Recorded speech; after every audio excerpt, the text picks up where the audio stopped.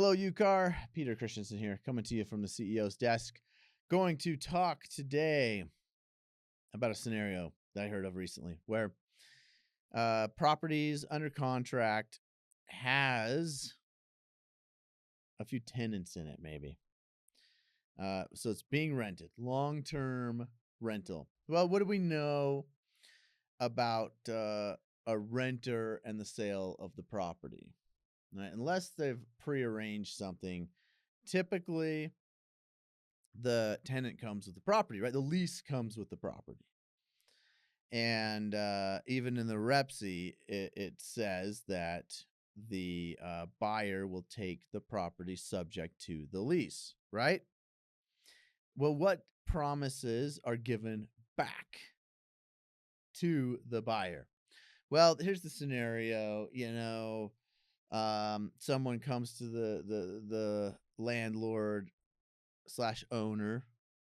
Maybe it's a different person. It doesn't really matter in this scenario. But and they say, hey, you know what? I've got this school opportunity. I think I'm gonna leave early, but I don't have a lease. And the landlord is softy. Maybe this was a great tenant, and the landlord says, "That's okay. Go ahead," and lets the person out of the lease. Well, can they do that under the REPSI when it's under contract? Well, let's complicate it a little more. Let's say there were a couple, like roommates, renting this house, and the one says, "I got to go," and the other says, "Well, I want to be here for another couple months, till the end of the lease, right?" And but the one says, "I got to go," and so the landlord again, great tenants, great relationship, maybe they've been there for years, and landlord says, "Go for it." That's fine. But the remaining tenant says, that rent is a little steep. I don't really want to find someone to replace the other tenant because I only have 6 months left on the lease, whatever the case may be. Can you give me a break on the rent? And again, maybe the landlord's a little bit of a softy and says, "Yeah, sure, I can knock that rent, in half or whatever." And let's say it goes a step further, and the landlord's the leaving tenant says, "Hey, I got this deposit. We have this deposit now under the lease. It's one deposit, but I paid for half of it. Any chance I can get my half back? I need it for my deposit in my next place." Again, landlord's a softy, says, yeah, sure.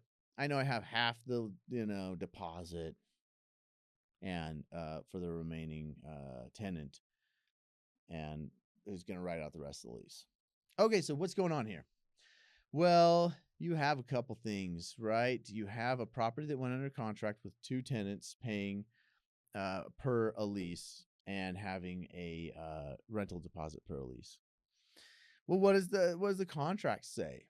Well, let's look at 12.4 first of the REPSI.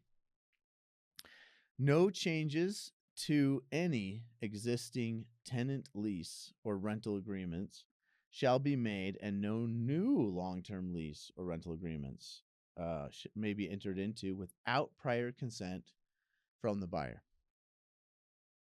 Okay? So, problems here, right? Well, the buyer has purchased the property or gone under contract for the property knowing there's a lease with revenue, knowing that there is a deposit that protects the landlord or soon to be new landlord in assuming the property in the lease. So what do we do here? Well, it's really a breach of contract, right? Because the seller has changed the terms of the lease without permission, broken a promise made in the contract, and really put the buyer in a tricky financial position if they were counting on that rent to be to continue, and now it's cut in half. Same thing. Let's say they assume the property, one tenant's gone, half the deposit's gone. They go in after the second tenant leaves at the end of the lease, and there's damage to the property, and the remaining deposit doesn't cover it. Now they're out of pocket to fix the property because they're missing half the deposit. So really, it's the buyer's financial position that's being hurt here, and it's not the seller's prerogative to do it. So let's talk about that deposit really quick. So if we look at 4.3b in the REPC, it says rental deposits and prepaid rents. Rental deposits goes through a description of those for a long-term lease or a short-term lease, not expiring prior to closing, shall be paid or credited by seller to buyer at settlement. So there's a promise being made. Hey, I've already disclosed to you, and this stuff should all be disclosed, right? Buyer should be aware of what lease they're taking, what terms are under the lease, and what deposit amounts are there.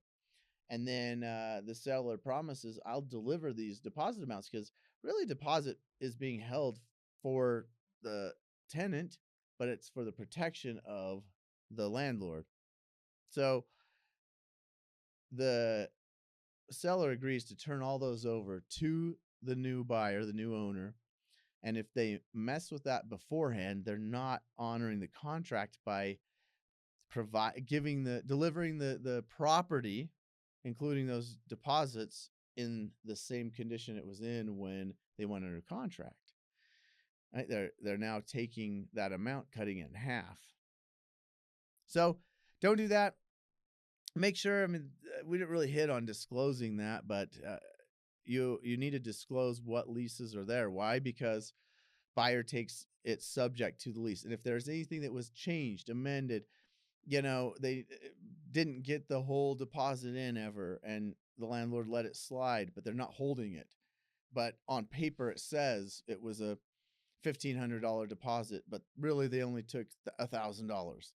And the tenant said, I just don't have that extra $5. And they said, if you do some yard work, we'll knock it off. Okay. And they did it, or whatever the arrangement is. But on paper, it says $1,500.